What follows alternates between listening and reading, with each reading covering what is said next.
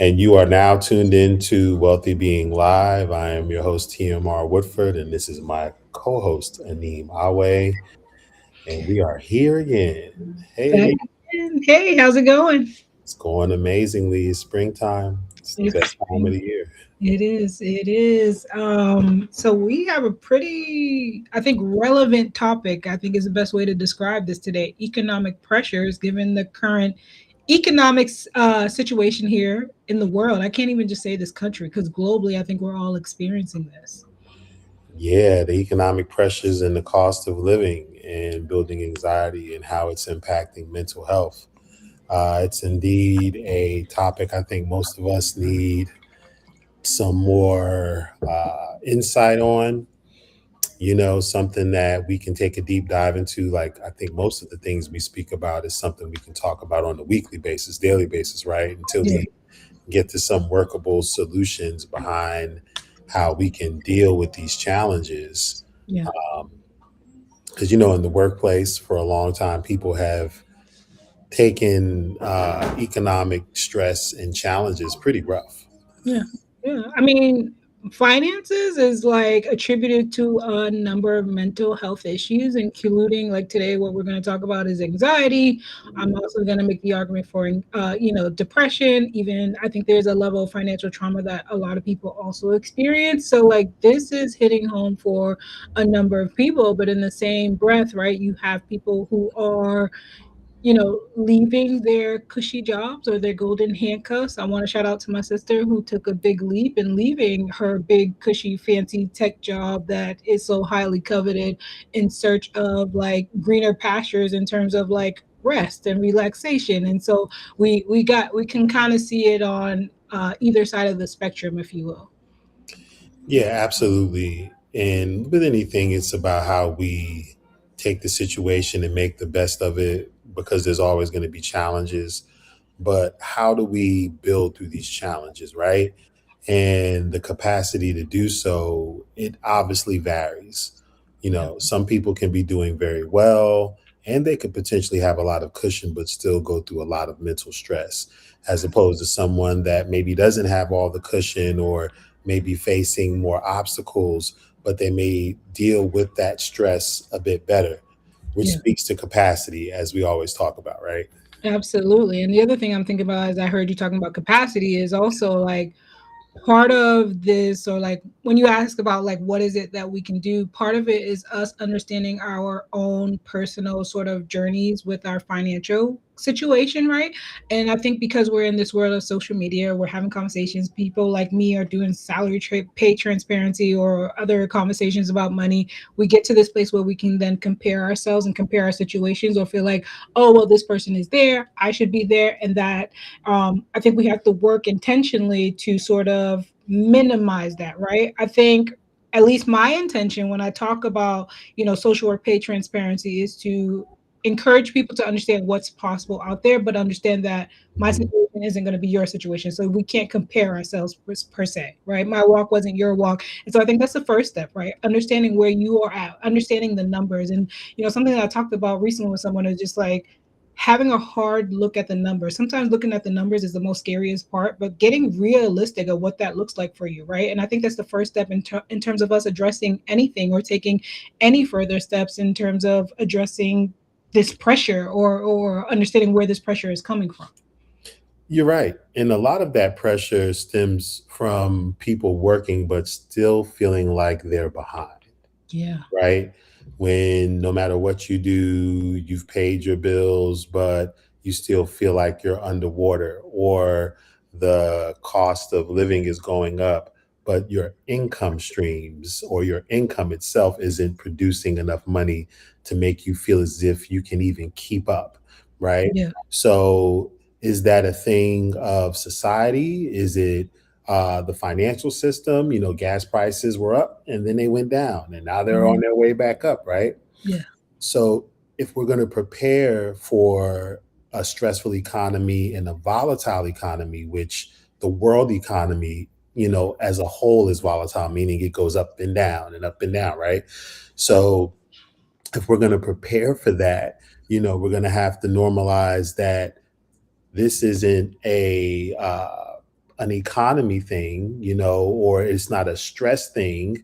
It's a systemic thing, which Yeah. it is based on the economy, but we know the nature of the economy. We already know that things are up one day and they're down another.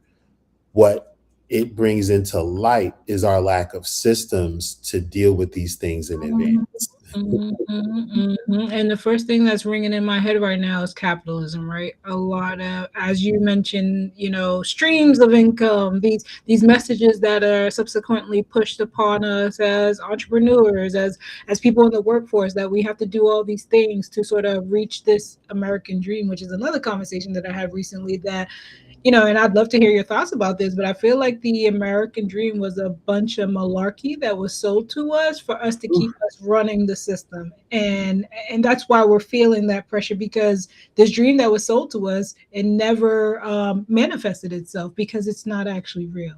Whew. Well, that's pretty tough what you just brought up there. But it's true.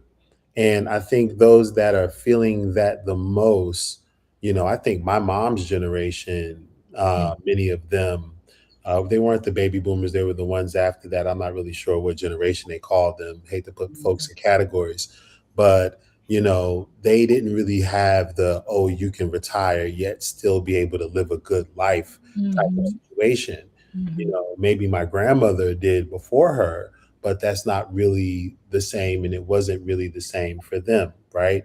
Yeah. Because we didn't see incomes go up in all of these jobs or in the job market, right? We didn't see those things increase dramatically over the last 10, 20, 30 years, but we have seen the cost of living go up over the last 10, 20, 30 years. Yeah. So in reality, the dream, if we want to speak to that a little more, was the idea that, oh, there is stability in the job place or stability Mhm. in the workforce, or if you were a doctor or if you were a lawyer or an engineer, or Yeah. if you had a certain job working, let's say, for the government or Yes. company, that there's security. Yeah.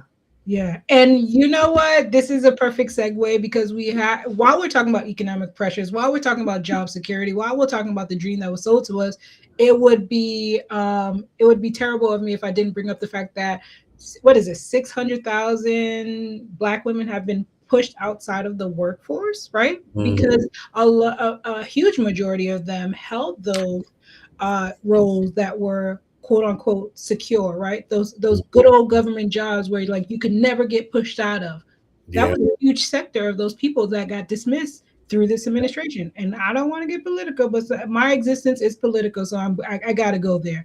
But that's just the reality. So, right, when we talk about economic pressures, there are real people who are experiencing real ramifications as a result of being pushed out of these quote unquote secure jobs, or these quote unquote good old government jobs, and Yeah, it's having real life implications. Now, granted, Black women, we will figure it out. As if there's one thing that we do in this life, we will figure it out. But absolutely. our sisters, brothers too, in our allies, folks are having real issues from getting booted out of these job sectors that were quote unquote always protected. We'll talk about it. I think we can definitely agree that that shift has impacted certain demographics of people in certain jobs. Hmm. 1000%. Something that came to mind when you said that, though, was the pandemic. Yeah. And one of the worst things that you could have ever been called during the pandemic to me was non essential. Oh. It Oh was yeah. like a new derogatory term that emerged, right? Like, if Yeah. you're essential and non essential, that's telling someone what they do is really not needed, right? Exactly. And we have to think, though, during that time, we were showed what's needed and what's not needed. And if Mm, you want to be fair, when I talk to my friends whose parents might have been immigrants to this country, they couldn't go and get one of those non essential jobs and have the support of their parents. They yes. had to have a job that was more infrastructural based, meaning something that was going to be here regardless of what happened, Yes. right? Yeah. So it also begs the question of, what are we focusing on as a people? What are we looking to for long-term growth? Or are we considering the long-term stability in what we choose to spend our time on, as Mhm. which brings about or brings us our mainstream of income, Yeah. you know, Yeah. because regardless of what we think, there's the writing's on the wall. There are certain positions, jobs, there are certain needs that are always going to be here that people are always going to have to pay for, Oh yeah. you Oh yeah. know. Yeah. No, And for did we see that shift from 2020 to now, where people, and I don't know the stats, maybe we did, but from what I can see around me, I didn't see a bunch of people leaving those industries once everything started opening back up after the pandemic, and then going into more secure industries. Did you? No, not necessarily. I mean, not necessarily, at least from my limited perspective in terms of the pool of people that I know, not necessarily, but that doesn't mean it doesn't happen, right? And like Yeah. when, something that resonated with me, what you said was talking about like the immigrant experience, right? I'm a first generation. My mom's probably watching, shout outs to her. And I was one of those folks that got the job at the government and ultimately left on my own accord because I decided for myself a long time ago that if I wanted to grow as a person, as a businesswoman, like this wasn't the environment that was conducive to me in doing that.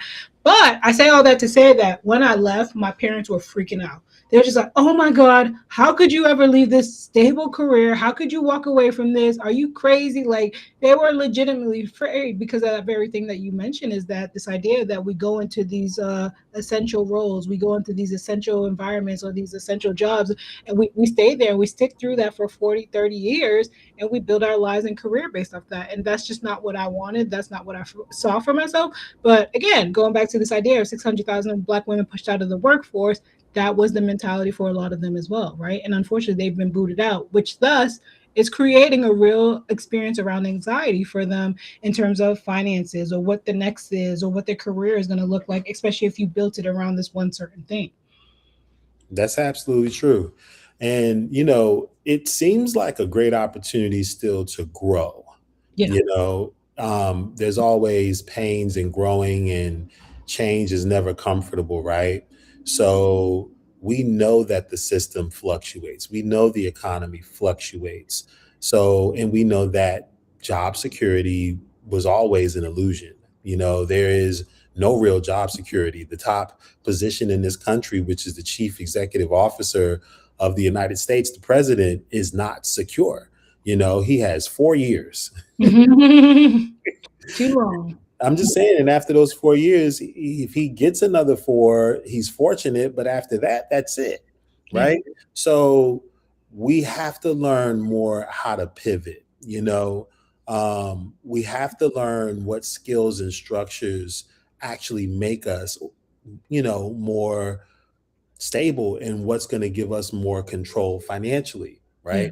So, as someone who worked 9 to 5 for so many years and then went into working for myself, I can speak to that and say, even though sometimes it would dry up and I wouldn't be making as much money, and even though there were many more challenges, it still is, because I'm still an entrepreneur, it was always more stable overall than Yeah. going to someone and working a job, and maybe they fire me because they don't like me, or I don't fit into it politically. Maybe I didn't want to wear my hair short and wavy. Maybe I Mhm. wanted to pick my hair out and look the way it looked now. Mhm. I remember when I came to Atlanta, I had dreadlocks, man. And even though I had the skills, I was asked to cut my hair, Oh, by someone in HR for this particular company. Oh, your resume is this. We like you. Your personality is this, but will you cut your hair?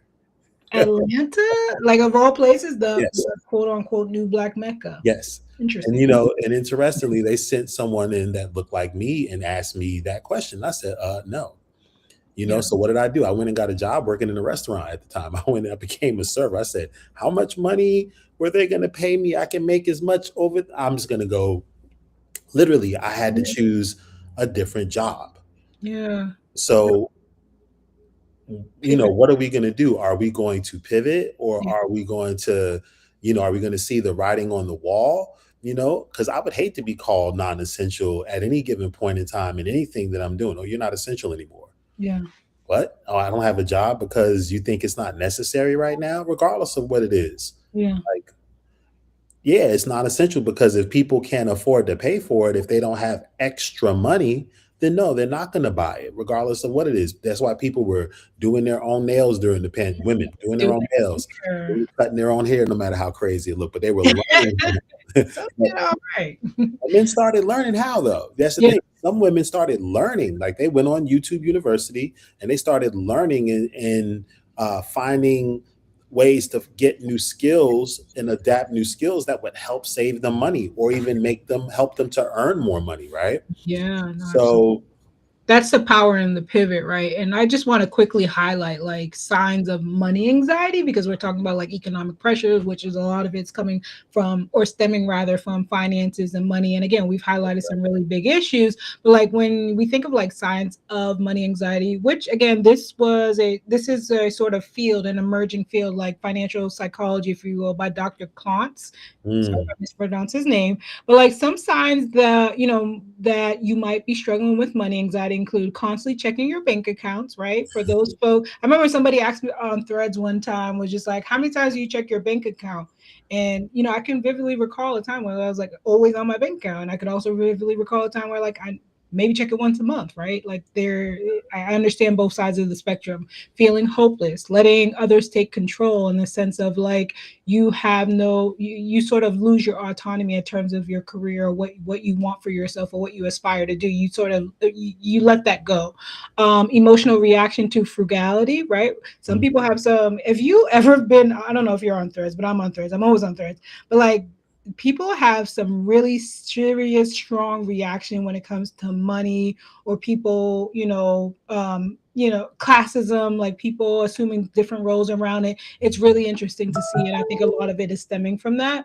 Some avoidance, right? Avoiding paying the bills, avoiding looking at the numbers, as I mentioned earlier. One of the ways to get clear on what's happening in your situation and stop comparing yourself is to look at your numbers. So also I'll say spending to lift your spirits. We see a lot of that. I was there. I remember when I was struggling with depression. I don't know if I've ever shared this story, but I was in grad school. I was so depressed. I was so depressed, like passively suicidal, to the point. And I remember I would just go out and spend tons of money. I wasn't bipolar. This wasn't a manic episode, but like that's what I thought, or that was my coping skills, and that's how I thought would make me feel better. But it was only temporary. Literally, I got myself in so much credit card debt. To this day, I probably still owe that credit card company, but they've written that off. But whatever. But that it got that bad. But yeah, the problem is it doesn't really ever solve anything. And I think I see a lot of young women saying, "Oh, should retail I do this therapy. therapy, retail therapy?" Honey, that is not going to help your issues, your Yeah. deeply rooted issues. It's a little deeper than that. And then I'll just finish up working too much, right, or being overly frugal. So I think it's important to understand what this might look like, and then we can talk about like how sort of what's next, right? And you're a financial expert, right? Like you've been in the financial space for a long time. What would you tell somebody that like is really struggling, like from a Woo. financial perspective? Well, if you're really struggling financially, the first thing I would say is check in mentally, Yeah, because if you are having these struggles, how are they impacting you mentally? And how is that impact preventing you from moving forward? yeah, How is the way that you're looking at your life at that moment preventing you from moving forward? And I'll share a time, I was here in Atlanta and I found myself in a horrible situation, not knowing when my next money was going to come. And it led to me, being displaced. Like I was literally homeless. I didn't know where I was going. And this was after the 2008 fiasco. And, oh, when I went from having it and being good, living the high life in Midtown, to being hungry and looking for a sandwich, and went from 220 pounds to 190 pounds quick, and at 6 feet 2 inches tall, that was a lot. But I'll say, even with all of what was going on, my mindset at the time declined sharply. And mm, that's part of what kept me where I was. You understand? yeah, So, the one thing that helped me out of that scenario and situation was for me to think of what I did have and how I could utilize the skill set that I had to get me into another situation. or into a better situation. For example, I know how to finish houses. I've worked with masons in masonry and finishing homes and laying flooring and laying tile and things of that nature. And in the middle of me not having a place to go, I remember looking on Craigslist, and I prayed about it, and then I went to Craigslist and I thought to myself, I said, well, you have these skills. Look for someone who has a place where they need work, and maybe Mm. make the suggestion for you to exchange your skills for an opportunity to live there, and in exchange, and maybe that would actually work for you. Yeah. And it did. It actually worked out. I was able to exchange my services to finish and work on the condo, and I was out of that situation, and it helped me to figure out my next move and my next step, which from there was getting a contracted position working for a law firm in Atlanta, in accounts receivables. So, sometimes it's always our mindset. How does that situation impact your mind, where you think you are in a situation, but the only way out of it is to think outside of it and to think of the Mm. possibilities and what Yeah. can I do, not just where am I at right now, Yeah. and experiencing it. Yeah, I also think it's important, and I love what you said, right? What I'm hearing is just like you had to sit down with yourself and kind of gauge where you are at mentally. And sometimes, like, the situation is we can't get to the next step without getting the support that we need, right? And that's when in comes the mental health professional, in comes the coach, right? Or whatever have you, to get that extra support so that you can think outside the box. Because sometimes when you're in a dark place, again, depression can be really debilitating and can be really, I always describe it as like if you think of a ditch, right? And a person falls down into a ditch and they can't see a way out. That's how I like to think about a depression. And so, like, when you're in that, you can't think creatively or outside of the box. So you need that extra support. You need that hand to kind of reach down and come and support you. So I love that. And also, when you get that support, you can get into a place where you can think creatively and utilize your skill sets or be resilient, as you demonstrated in that example, and so that you can get to ultimately where you want to be. And it's a progression, right? And in order to sort of get to a place of better clarity per se, you got to get the help, man. You got to get the support that you need. You got to check in with yourself, right? Having that emotional sort of attunement with yourself to have that conversation, like, okay, how am I doing? Like, do I need support? That's a big part of this. And I think that you demonstrated that. And even in my personal life, I remember I was living in the Bay Area. Like, we've all been through, I was living in the Bay Area. And at first, when I first got there, I was living with my sister, so I was living for free, blowing money. And then she takes a job in New York. I'm like, whoa, wait, you're leaving? And so, like, I had to figure it out. And then I ended up renting a bedroom in like this house with like all these guys. And I'm like, God, like, this can't be my life. This cannot be my life. And I got to a place where I was just like feeling down again, went to therapy, right? Got a job, had a great supervisor, great mentor, put my head down, stacked up money, and just got out of that situation in like 3 months, right? Yeah, Sometimes when you're down, we just got to get the support that we need to get us to where we need to be. yeah, you said that. And everyone doesn't have that capacity. It's about capacity, right? And it's not until we sit down with ourselves outside of our environments and look outside of our environments and say, okay, where am I? What can I? How can I? What resources do I have? Because when you don't have resources, then it's time to be resourceful and figure out how you can work and rework what Yeah. you do have. Yeah, no, absolutely. It's not easy. I'll say that. But I think through our own personal journeys, we've both had experiences with this. And the thing is also, like, once you get to the other side, how do you prevent that from getting back to that place, right? Because like finances can be, when you have relationships with money can dictate so much, and it's so easy to sort of get out of that pit, but you can end up back into that place unless you address that deeply rooted stuff that's going on with you, right? Understanding your money sort of mantras, understanding like the messages you received about money, right? I was sharing with somebody, my parents did a great job in teaching me how to save. But that's not gonna get me to a place where I need to be right now in this current market, where like, or this economic situation where like you gotta build wealth, you gotta be investing in this, life insurance, this, da da da da da da da.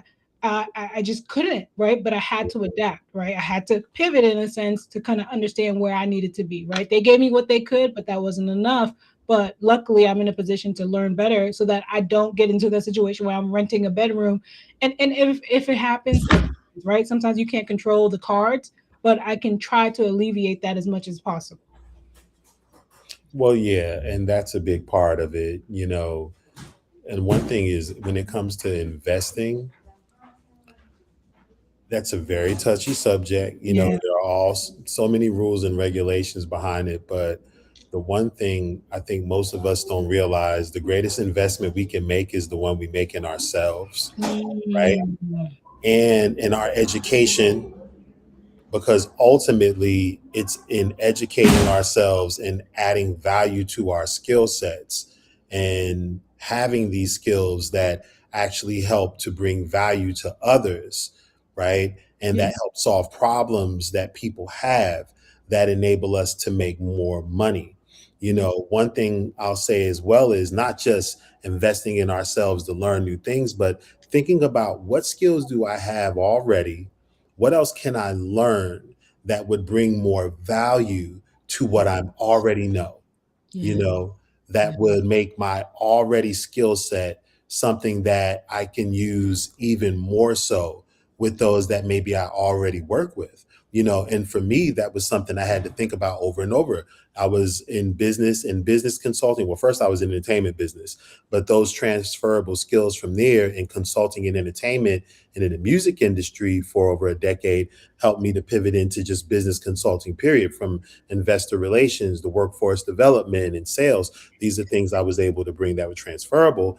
Yeah. And even then, I had to think, how am I still going to add value to those same people? Because Hmm. they don't always, the people didn't need those same skills as much. Then Yeah. it was finance. How do I help them? Because business goes hand in hand with finance Absolutely. and goes hand in hand with behavior.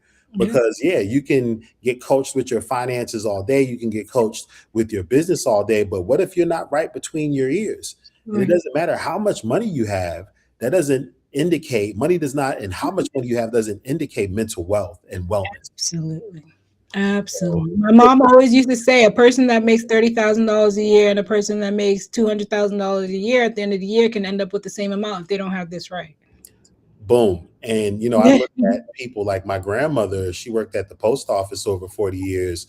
But when it came to her wisdom and in her internal fortitude, she lived like she had a lot more money, Mm, because of knowing how to save and knowing how to be frugal and knowing where to invest and where to cut costs. And she was still able to be generous, yeah. and still able to live the life that she wanted and still able to leave things to her family after she left here. And she didn't know much. Yeah, yeah. I love hearing stories like that about like how our grandparents or our parents were able to like leave things behind for us despite not knowing necessarily everything or having the access to the information and the knowledge that we do today. And something that you mentioned about like being a transferable skill sets and things like that. That's something I preach all the time to like my fellow therapists that who don't understand that because we are relational based professionals and we understand relationships and we understand human beings, we understand behaviors, we have the skill sets to conquer almost any avenue, whether that's sales, business. I mean, I can't really do finance. I mean, maybe I could if I put my mind to it, but like we literally have the skills. And so that's the thing that I want people to understand, especially like the 600,000 Black women. I know it's not ideal. It's the situation that a lot of us are in today, but a lot of you have skills that supported multi-million dollar companies in getting to where they are today. So think about how you can put those skills once you're in a better space to serve maybe your community, to serve maybe building your own, to serve maybe the next company, right? Because you have those skill sets that served you thus far until this unfortunate situation with the sort of government. But transferable skills are so important, and that supports your pivot. Yeah, and you said a mouthful there. And deciding what skills, Yeah. because let's speak to that for a second. There are certain industries that are going to be around regardless. Yes. There are things that people need to do regardless. Absolutely. The financial industry has been here and is going to be here regardless. in one way or another, Yeah. you know. So it's not just about working in that field, it's about learning the field, learning the growth of the field and where it's going, not just where it is today, but where is that field tracking and where is it heading over time. Hmm. Hmm. The same can be said about food. Absolutely. People need to eat every day, and what's the progression of that field? You know, where is there room to innovate these industries? This is the problem with us being so caught up in stability. Mhm. Stability means, in other words, you don't have to grow. You can stay right where Mm. you are, and what you Wow. know is enough. Wow. You don't have to look to the future. We got that already planned for you. You don't have to think about what's going on 10 years down the line. We already have that Wow. planned for you. Wow. When if we were thinking about 10 years from now, 7 years from now, 5 years from now, we would think about, okay, is there going to be a need for what I'm doing? Then we're going to start studying and looking at things differently. Like, hey, I'm a teacher today, but online schools are doing better and are used more than any in-person school in the world right now. Mm. So there's not going to be a need for this. Well, then maybe I build my own online school, all of these courses and things like that, right? Yeah. And the ones that thought about that 5, 10, 15 years ago, they're leading those industries. Absolutely. But there's so much opportunity to do that still. Absolutely. Absolutely. So we have to innovate. We have to innovate. So it sounds like the steps are literally like you first checking in with yourself mentally, understanding where you are mentally and whether you have the capacity to handle this alone. And then what I'm also hearing is that if you need help, it's okay to ask for help. As we say, it sounds like every topic